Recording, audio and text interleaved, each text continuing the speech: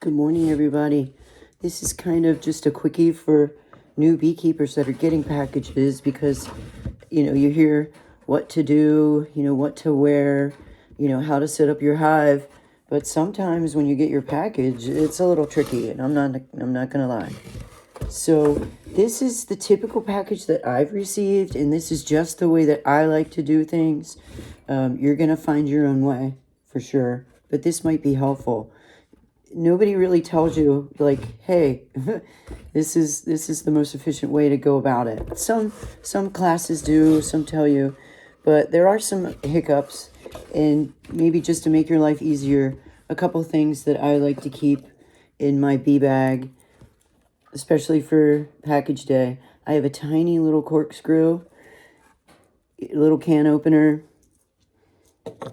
I keep a screwdriver with a pretty narrow tip. And I like to use wire cutters. And I mix 50-50 sugar and water and have a spray bottle ready. And so when your package arrives, typically for me, it's at the post office. They usually call me. Typically the shippers and suppliers tell you what days of the week they ship, so that kind of narrows things down. Some don't tell you. Some say we ship the week of the 7th, for example. You're not sure what day they're going to arrive. In my case, they came on a Friday, and the weather was terrible, so they had to stay in our laundry room for 2 days. So, long story short. So just a quick idea of how they'll come. So this top will be stapled down.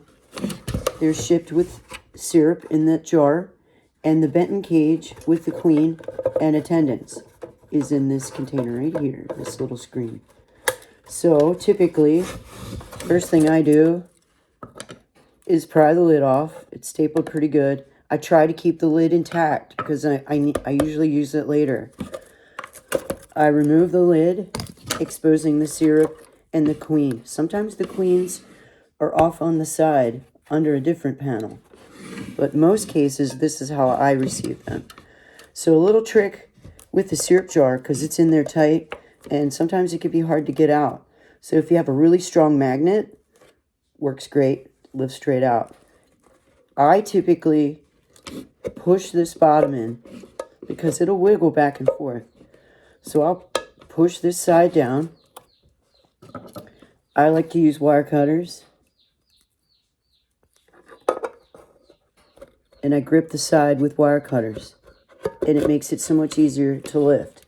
So once I've lifted it, and I have a little bit control there, your queen Benton cage is normally stapled down.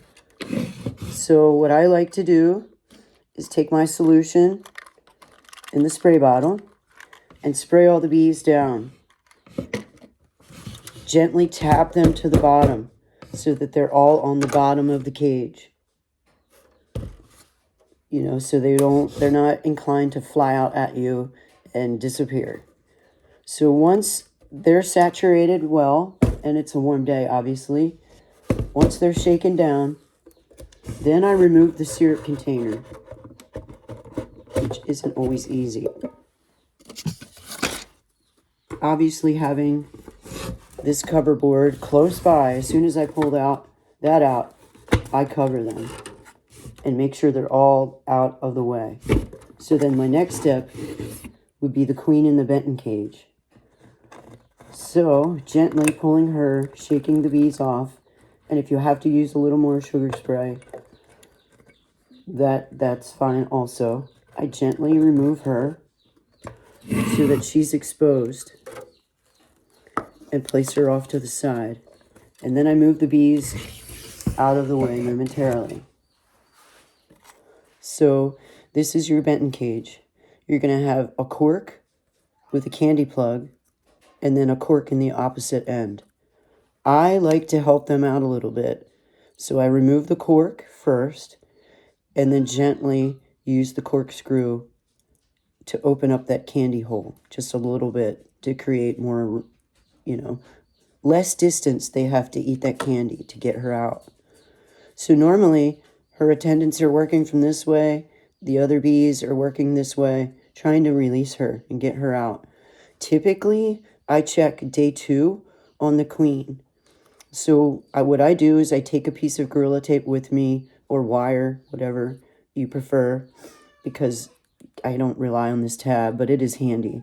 So I place the queen between the center frames and secure her. I typically remove a frame, leave it out until I come back in 2 days. And in 2 days, you'll be amazed at the amount of comb they've built. So if she's not been released, typically when I go out there, I'll take my queen marker and a pen with me, and my handy dandy corkscrew. And what I'll do is, if she's not passed through the candy plug as of yet, I'll flip it over, take the cork out of the side that she is in. You gotta be quick about it. Once I've done that, then I shake her into my marker tube, and then I can get a good mark on her quickly before I release her in with the rest of the bees in a couple days. And so that's how I typically do it. And then obviously, once I've taped the queen in between the frames, I'll really take the box off and just gently shake them down in between the frames where I've placed the queen and taken a frame away. So like I said, when I come back in a couple of days, if they haven't released her, I'll release her, put her in my marker tube, and mark her. Just because that's easier for me. I like to have marked queens. It makes life easy. And I think for new beekeepers, marked queens are good because it helps you pick her out quicker. You'll learn what she looks like and how much different she is from the other bees. You know, being able to spot her right away with a mark on her, in my opinion. Everybody has a different way to do it.